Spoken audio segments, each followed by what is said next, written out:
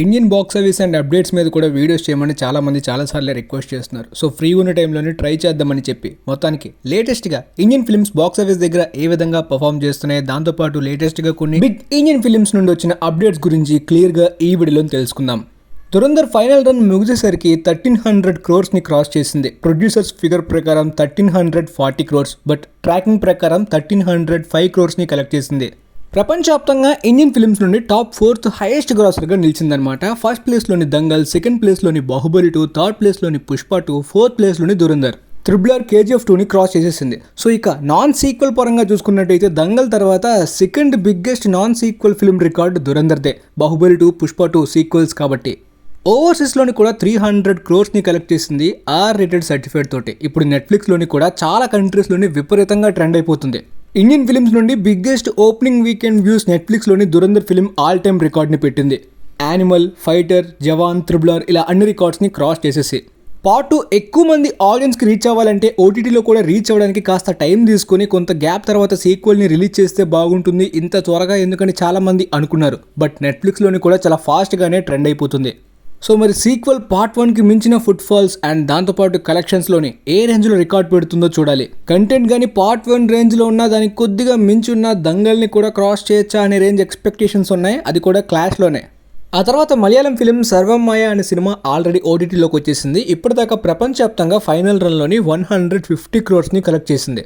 Career finish అయిపోయింది అనుకునే టైంలోని నివిన్ ఒక పెద్ద కంబ్యాకే ఇచ్చారు. ఆ తర్వాత రాజాసాబ్ ప్రపంచవ్యాప్తంగా 200 crores అయితే టచ్ చేసింది. హర్రర్ మార్కెట్కి పాపులారిటీ మార్కెట్ ఉన్న హిందీ మార్కెట్లోనే షాకింగ్గా రాధేశ్యామ్ కన్నా తక్కువ టికెట్స్ సేల్ అయ్యాయంట.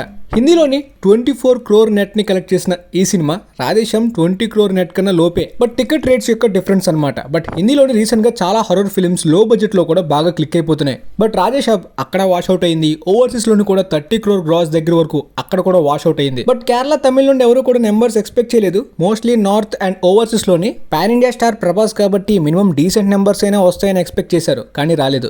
ఆ తర్వాత శివకార్తికేయన్ యొక్క పరాశక్తి ఫిల్మ్ కొద్దిగా ఫైనల్ రన్లోని అన్ఎక్స్పెక్టెడ్ నెంబర్స్నే పెట్టిందని చెప్పాలి. ఎందుకంటే ఓపెనింగ్స్ పర్లేదు బాగానే వచ్చినప్పటికీ నెగిటివ్ రెస్పాన్స్ వల్ల కంప్లీట్గా వాష్అవుట్ అయిపోతుంది అనుకున్నప్పటికీ ఫైనల్ రన్లోని 85 crores కలెక్ట్ చేసింది.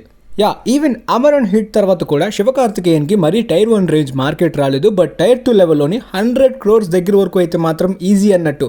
రీసెంట్గా వచ్చిన మద్రాసి ఫిల్మ్ కూడా మిక్స్డ్ రెస్పాన్స్ తోటి 100 crore దగ్గర వరకు వచ్చేసింది.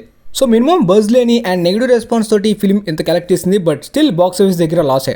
కార్తీ గారు మినిమం గ్యారంటీ ఫిల్మ్స్ని అందించడం, ఆయన ఫిల్మోగ్రఫీలో కొన్ని ఫిల్మ్స్ సర్ప్రైజింగ్గా హిట్ అవడం ఇవన్నీ మనకు తెలిసిందే.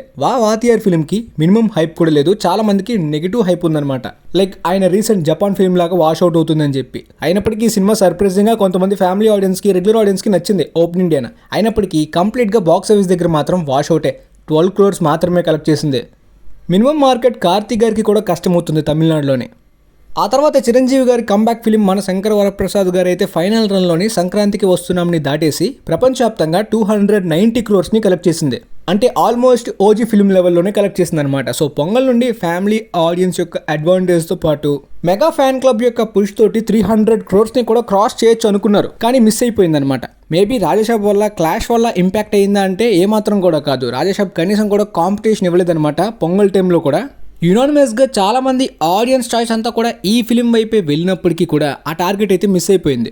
ఇన్ఫాక్ట్ ఈ క్లాష్ ఇంపాక్ట్లోని రవితేజ గారి ఫిల్మ్కి అయితే మాత్రం మంచి టాక్ వచ్చిందని చాలా మంది చెప్తున్నారు. అయినప్పటికీ కూడా జనాలు అయితే థియేటర్స్కి వెళ్ళలేదంట. ప్రీవియస్గా ఆయన చేసిన ఆ రాడ్ ఫిల్మ్స్ వల్ల ఫటీగ్ వచ్చి ఉంటుంది.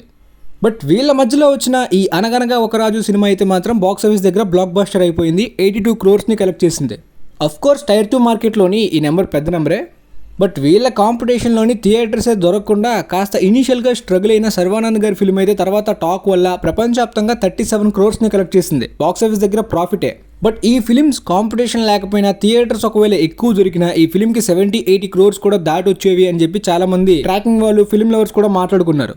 ఆ తర్వాత ఇండియన్ ఫిల్మ్స్లోని రిపబ్లిక్ డే టైంలో రిలీజ్ అయిన బిగ్ ఫిలిం బార్డర్ 2. ఓపెనింగ్ డేనా గదర్ 2 రేంజ్ ఓపెనింగ్ అయితే బార్డర్ 2కి రాలేదు. గదర్ 1 లానే బార్డర్ 1 కూడా ఒక క్లాసిక్ ఫిల్మ్ అనమాట. ఆ టైంలో చాలా మందికి ఒక ఎమోషన్ ఆ సినిమా, అండ్ ప్రాక్టికల్ ఎఫెక్ట్స్ తోటి చాలా మంచిగా తీసిన వార్ ఫిల్మ్ ఆ టైంలోని. బట్ అదే రేంజ్ వర్క్, అదే రేంజ్ ఎఫర్ట్స్ సీక్వెల్ ఉండదనే విషయం ప్రతి ఒక్కరికి తెలిసిందే. సేమ్ గదర్ 2 లానే ఇది కూడా ఒక సీక్వెల్ నోస్టాల్జియా బేట్ అని చాలా మంది ఆడియన్స్, ముఖ్యంగా ఫిల్మ్ లవర్స్ ముందే ప్రిపేర్ అయిపోయారు దీన్ని స్కిప్ చేసేయాలని. అయినప్పటికీ ఓపెనింగ్ వీకెండ్ బాగానే కలెక్ట్ చేసింది. కానీ లాంగ్ రన్లోని పూర్తిగా పడిపోయిందనమాట. ఇప్పటిదాకా ఇండియాలోని కేవలం 300 crore నెట్ దగ్గర వరకు మాత్రమే ఉంది. ఆ ఓపెనింగ్ వీకెండ్ చూసి చాలా మంది 700 crore నెట్టా, 600 crore నెట్టా, మరికొంతమంది 800 crore క్లబ్బా అనే రేంజ్ ప్రిడిక్షన్స్ చేశారు. కానీ 500 crore నెట్ కాదు కదా, 400 crore నెట్ కూడా ఇప్పుడు కష్టం అనమాట. వరల్డ్ వైడ్ గా 400 crore గ్రాస్ ని క్రాస్ చేసేసి బాక్స్ ఆఫీస్ దగ్గర అయితే ప్రాఫిట్స్ బాగానే వచ్చేసి ఈ నెంబర్స్ వాళ్ళకి ఎక్కువే. కాకపోతే గదర్ 2 ఆల్మోస్ట్ 690 crores ని కలెక్ట్ చేసింది. సో ఈ ఫటిక్ ఇంపాక్ట్స్ వల్ల మేబీ గదర్ 3 తీస్తే ఖచ్చితంగా ఇంతకన్నా ఎక్కువ డ్రాప్ అవుతుంది. బార్డర్ 3 అంతకన్నా డ్రాప్ అవుతుంది. దానివల్ల బడ్జెట్స్ కూడా రికవర్ అవ్వలేని సిచ్యువేషన్ వచ్చేస్తుంది ఫటిక్ వల్ల.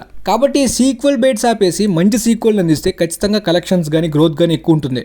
ఎందుకంటే ఒకప్పుడు హిందీ మార్కెట్లోని సీక్వెల్స్ ఎలా ఉన్నా సరే ఫ్రాంచైజ్ మార్కెట్కి తగ్గట్టు ఒక హైప్ ఉండేది పార్ట్ 2కి పార్ట్ 3కి. కాబట్టి బాక్స్ ఆఫీస్ ఎంత బ్యాడ్ ఫిల్మ్స్కి అయినా సరే ప్రాఫిట్స్ వచ్చేసేవి. కానీ ఇప్పుడు అలా జరగట్లేదు.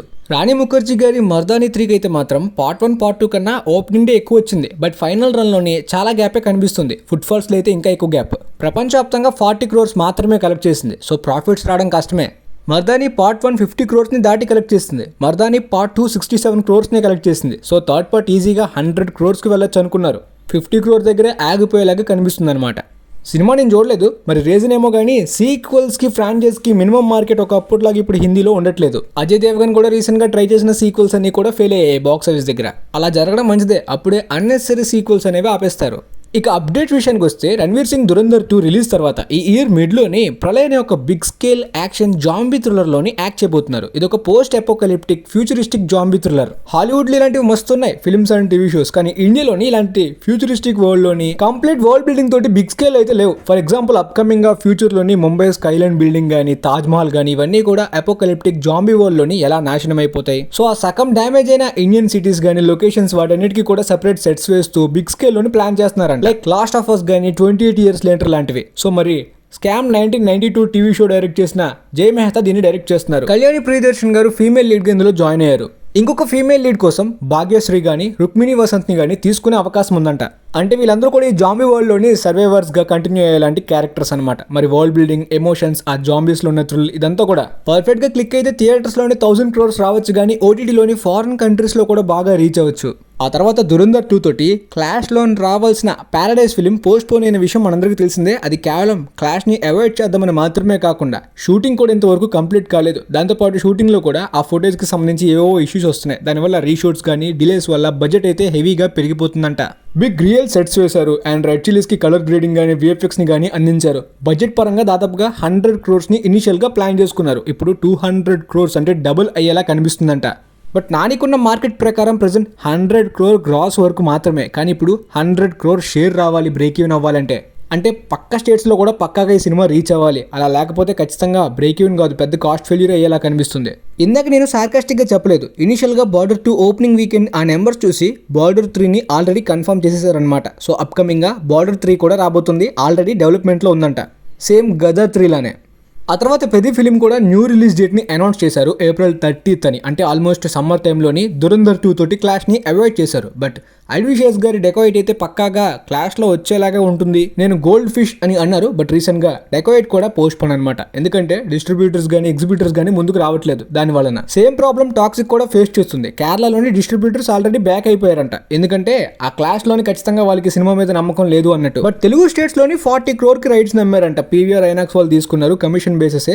నిజానికి దురంధర్ 2 క్లాష్లోని తెలుగు స్టేట్స్లోని కాదు కదా, కర్ణాటకలోని కూడా చాలా పెద్ద ప్రాబ్లమ్ని టాక్సిక్ ఫిల్మ్ ఫేస్ చేసే ఛాన్సెస్ ఉన్నాయి. అది ఎందుకు తర్వాత సపరేట్గా ఒక వీడియో చేసి ఎక్స్ప్లెయిన్ చేస్తాను.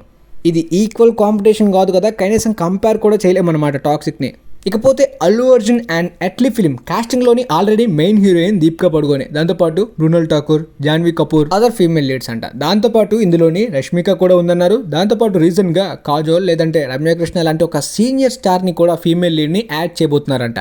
మెయిన్ రీజన్ తెలిసిందే, అట్లీ గారు ఎప్పుడు కూడా ఉమెన్ ఎంపవర్మెంట్ని పక్కాగా చూపిస్తారు. సో ఎక్కువ ఫీమేల్స్ ఉన్నారంటే ఖచ్చితంగా అదొక ఉమెన్ ఎంపవర్మెంట్ టీమ్ లానే, సేమ్ జవాన్ లాగా.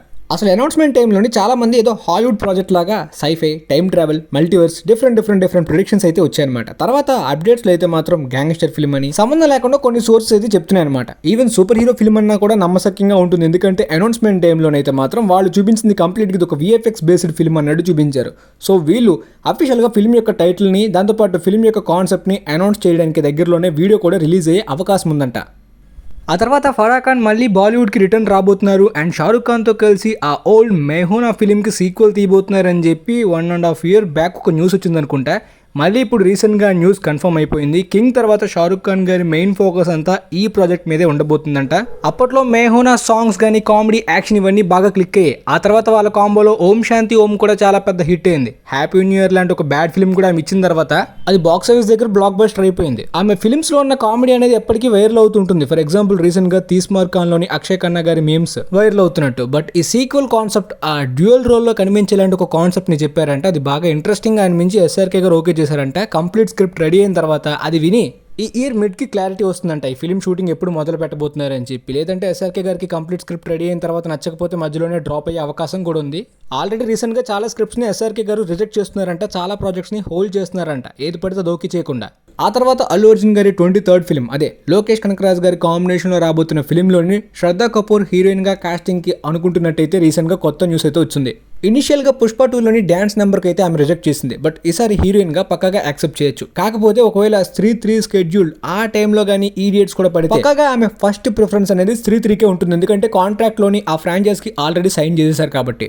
సో మరి చూడాలి ఆమె యాక్సెప్ట్ చేస్తుందా లేదా, లేదంటే వాళ్ళ చాయిస్ అనేది వేరే హీరోయిన్ వైపు వెళ్ళిపోవచ్చు అనేది. ఆ తర్వాత ఫైనల్గా వారణాసి ఫిల్మ్ని నెక్స్ట్ ఇయర్ April 7th ప్రపంచవ్యాప్తంగా రిలీజ్ చేస్తున్నట్టు అనౌన్స్ చేశారు. నా చిన్నప్పుడు మగధీర ఈగా అప్పటి నుండి రాజమౌళి గారు రిలీజ్ డేట్స్ని అనౌన్స్ చేయడం మళ్ళీ పోస్ట్ పోన్ చేయడం అనేది కామన్. బట్ ఈసారి ప్యాన్ వాల్గా గట్టిగా ట్రై చేస్తున్నారు కాబట్టి అన్నిసార్లు పోస్ట్ పోన్ చేయకూడదు. పెట్టుకున్న ఆ మార్కెటింగ్ ఖర్చులన్నీ కూడా పోతాయి. ఆల్రెడీ వారణాసిని రివీల్ చేసిన టైంలోనే స్క్రీన్ ర్యాంట్ అండ్ కొన్ని హాలీవుడ్ రిపోర్టర్స్ తోటి ఇంటర్వ్యూస్ని కూడా ఇచ్చారు. అవి ఇప్పుడు రిలీజ్ చేస్తున్నారు మార్కెటింగ్ పరంగా. వాటిలో ఇచ్చిన అప్డేట్స్ ప్రకారం రాజమౌళి గారు దీన్ని ఇనిషియల్గా 2 parts ప్రాజెక్ట్గానే అనుకున్నారంట. కానీ తర్వాత దీన్ని సింగిల్ ప్రాజెక్ట్గా 3 hour డ్యూరేషన్ తోటి రిలీజ్ చేస్తున్నారంట, సేమ్ త్రిబులర్ లానే. కానీ తర్వాత త్రిబులర్కి సీక్వెల్ ఉంది అని కూడా ఆయనే అనౌన్స్ చేశారనమాట. మేబీ వారణాసి కూడా సక్సెస్ తర్వాత మరొక సీక్వెల్ని ప్లాన్ చేసే అవకాశం కూడా ఉంటుంది. బట్ ప్రస్తుతానికి 2 parts కంటిన్యూషన్ స్టోరీ అయితే కాదు. మేబీ ఫ్రాంచైజ్ సీక్వెల్స్ లాగా వాళ్ళు కంటిన్యూ చేసుకోవాలనుకుంటే అది వాళ్ళ చాయిస్. ఆఫ్ కోర్స్ ఈ ఫిల్మ్ కంప్లీట్గా హిందూ గాడ్స్ యొక్క రెఫరెన్సెస్ బేస్ చేసుకుని తీస్తున్న సినిమానే. కానీ కంప్లీట్గా 25 minutes వరకు మెథలాజికల్ సీన్స్ ఉంటాయని చెప్పి రాజమౌళి గారు చెప్పారు ఆ ఇంటర్వ్యూలోని. అంటే ఆ Ramayan war sequence maybe 25 minutes ఉండొచ్చు. ఆ ఒక్క సీక్వెన్స్ కోసం, ఆ ఒక్క లుక్ అండ్ షాట్ కోసమే 6 months ట్రైనింగ్ అయ్యానని చెప్పి మహేష్ బాబు గారు చెప్పారు. అంటే ఎన్ని టేక్స్ తీసుకున్నారు ఆ ఒక్క షాట్ న్యాచురల్గా పర్ఫెక్ట్గా రావడానికి. బడ్జెట్ 1000 crores పెడుతున్నారు కాబట్టి ఓవర్సీస్ మార్కెట్ అనేది చాలా చాలా ఇంపార్టెంట్. ఇండియన్ స్టాండర్డ్స్కి హై రేంజ్ ఓవర్సీస్ రావచ్చు, కానీ హాలీవుడ్ రేంజ్ నెంబర్స్ రావడం అంటే మాత్రం చాలా పెద్ద టాస్కే. మరి చూద్దాం ఏమవుతుందో. మొత్తానికి మీకైతే ఈ అప్డేట్స్ గురించి, బాక్స్ ఆఫీస్ గురించి కంప్లీట్ క్లారిటీ వచ్చిందనుకుంటా. వీలైతే వీడియోని మీ ఫ్రెండ్స్లో ఉన్న వాళ్ళకి కూడా షేర్ చేయండి. మేబీ వాళ్ళకి కూడా యూజ్ అవ్వచ్చు అనుకుంటున్నాను. And thanks for watching guys.